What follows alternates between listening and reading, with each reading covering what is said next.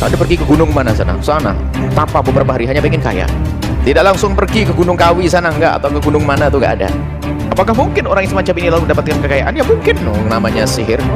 Karena ada zaman-zaman dahulu orang-orang punya sihir dan diberi oleh Allah kekayaan. Tapi kekayaan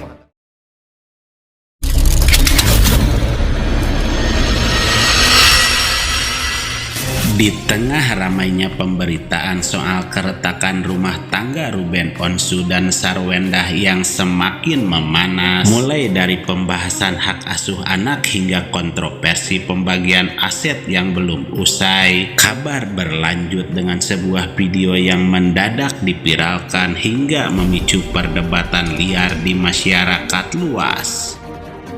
Sebuah pengakuan mengejutkan datang dari sosok yang misterius dengan pengakuannya bahwa ia adalah mantan asisten pribadi sekaligus penata rias dari seorang artis terkenal.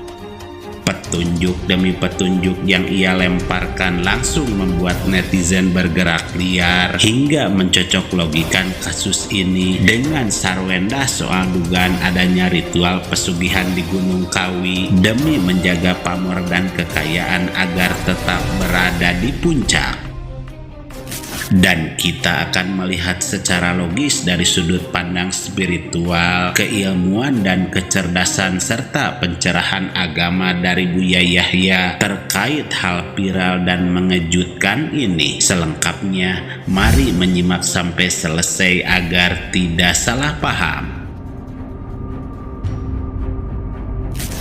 Definisi orang punya pesugihan adalah orang yang memiliki kekayaan dengan cara berurusan dengan dunia sihir, dunia berdukunan, sehingga datang ke sebuah tempat mempercayai tempat itu bisa memberikan kekayaan melalui petunjuk seorang dukun.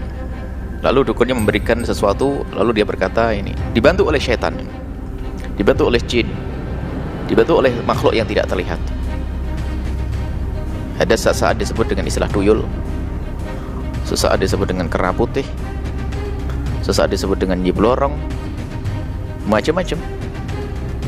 Tapi sebetulnya intinya adalah mereka sudah keluar daripada keyakinan bahwa yang memberi rezeki adalah Allah, tidak mencari rezeki dengan cara yang benar. Anda pergi ke gunung mana sana? Sana. Tanpa beberapa hari hanya pengen kaya. Na'udzubillah. Sehingga sudah ada ikatan katanya. Ikatan perjanjian melalui perantaranya dukunnya, bahasanya nanti kalau memang sudah kaya, kalau mati kamu jadi budaknya. Apakah betul nanti? Yang jelas ini adalah keluar dari ibadah iman dan bahaya sekali. Kalau mencari kekayaan, kerja yang benar, bukan mempercayai hal-hal yang semacam itu. Apakah mungkin orang yang semacam ini lalu mendapatkan kekayaan? Ya mungkin, namanya sihir kok. Karena ada zaman-zaman dahulu orang-orang punya sihir dan diberi oleh Allah kekayaan, tapi kekayaan yang menghantarkan pada neraka. Bahkan kadang-kadang alhamdulillah kadang orang gelap mata untuk mencari kekayaan semacam itu dengan cara gelap, mencari pasangan agar orang lain mencintainya dengan cara urusan dengan perdukunan. Na'udzubillah. Hati-hati, keluar dari iman. Nah, bagaimana kalau seandainya orang yang sudah berurusan dengan dunia-dunia semacam itu, anggap saja dia sudah bergabung dengan persekutuan tersebut, persekutuan gelap ini, lalu dia dibantu, lalu bisa menjadi kaya. Apakah kalau mati akan jadi budak mereka, budak iblis-iblis itu? Jawabnya adalah tidak.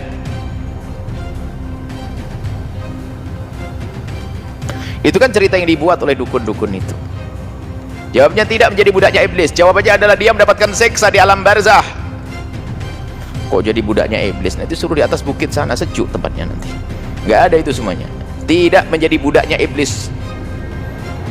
Tidak langsung pergi ke Gunung Kawi sana enggak, atau ke gunung mana tuh nggak ada. Jadi dia masuk alam baru, yaitu alam barzah, disiksa dan tidak ada iman, siksa yang tidak kira-kira. Maka jangan percaya dengan kepercayaan sebagian masyarakat kalau sudah pernah ilmu punya pesugihan nanti nanti kalau mati akan jadi budaknya. Oh enggak. Kalau mati akan mendapatkan siksa dari Allah Subhanahu wa taala. Nah, hati-hati ini, jangan salah. Keyakinan yang harus dibangun begini. Menjadi budaknya. Kalau menjadi budaknya gimana? Enggak mati dong, enggak. Terus kemana arahnya? Malaikatnya. Itu adalah bahasanya orang tidak beriman atau bahasa sinetron yang pernah dilihat atau film-film tuh. Langsung jadi budak pesugihan dan sebagainya. Enggak ada itu semuanya. Orang meninggal tidak menjadi budak. Budaknya setan-setan itu. Di dunianya jadi budaknya setan, Dia patuh dengan petunjuk syaitan, kalau sudah mati memetik buahnya, yaitu disiksa di alam barzah sebelum disiksa di neraka nanti. Na'udzubillah, seperti itu. Dan bisa saja itu adalah termasuk, karena kalau sudah benar-benar meyakini bahwasanya seperti itu, keluar daripada iman, dia disiksa seperti orang-orang kafir yang lainnya. Na'udzubillah. Jadi enggak ada roh gentayangan, enggak ada roh, enggak ada yang berubah jadi monyet, sebab ada sebuah keyakinan, dan saya mendengar sendiri karena di lingkungan masyarakat kami. Jadi ada sebuah tempat itu ada kera, banyak kera. Jadi kalau sudah anaknya itu berurusan, suatu ketika kalau dia berurusan dengan dunia pesugihan, nanti kalau mati akan jadi kera di situ. Makanya kalau kamu ingin lihat bapakmu ke sana, ada satu kera, pas dia datang, kera datang. Wah, itu bapakku.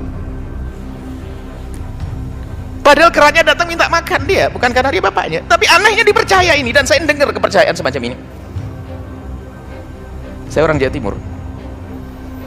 Saya dengar dan bahkan kadang keluar dari kalimat ini dari orang-orang yang mereka punya iman dan sebagainya. Nggak ada itu, nggak ada kera, ya kera dari dulu dipegang ya kera beneran. Taruh kerangkeng ya kera. Taruh apa kerangkeng, apa kerangkeng? Ditaruh di kurung itu tetap jadi kera, nggak ada berubah jadi bapaknya. Suruh lihat di sumurnya nanti ada bapaknya. Oh, gambarnya dia di sumur. Dibohongi sama kancil. Harimau, suruh lihat harimau, ada gambarnya harimau, ada harimau di kubur. Bukan itu. Itu ilmu pendukunan, nggak ada. Jadi kalau orang meninggal dunia punya urusan dengan perbuatannya tadi, urusan dengan Allah, tidak akan menjadi kera, tidak akan menjadi budaknya mereka iblis, setan, tidak, tapi disiksa. Maka takutlah kepada Allah, ingin kaya dengan cara yang benar, berbisnis yang benar, jual beli yang benar, Allah akan beri kekayaan. Dan ingat bahasanya di dunia adalah sementara. Kayalah untuk keselamatan nanti di akhirat. Di dalam ajaran Islam, bersekutu dengan jin atau mencari kekayaan lewat jalur pesugihan adalah dosa syirik besar yang sangat dilarang. Bahwa seorang muslim sejati hanya menggantungkan harapan dan nasibnya kepada Allah Subhanahu wa Ta'ala. Sukses, kaya, dan populer itu dikejar dengan doa, ikhtiar, dan kerja keras yang halal. Jalur pintas mistis hanya akan membawa kehancuran baik di dunia maupun di akhirat, kata Buya Yahya yang membahas secara umum dan bukan mengomentari permasalahan yang dikaitkan dengan Ruben dan Sarwendah secara langsung. Sehingga pesan yang bisa kita ambil bahwa sebuah cerita mistis bisa memikat perhatian jutaan pasang mata dalam hitungan jam. Namun ingat, kebenaran tidak pernah ditentukan oleh sebuah viral sebuah video, melainkan oleh bukti nyata yang bisa dipertanggungjawabkan. Maka bijaklah dalam mendengar, teliti sebelum mempercayai, dan tempatkan logika serta iman di atas sekedar sensasi.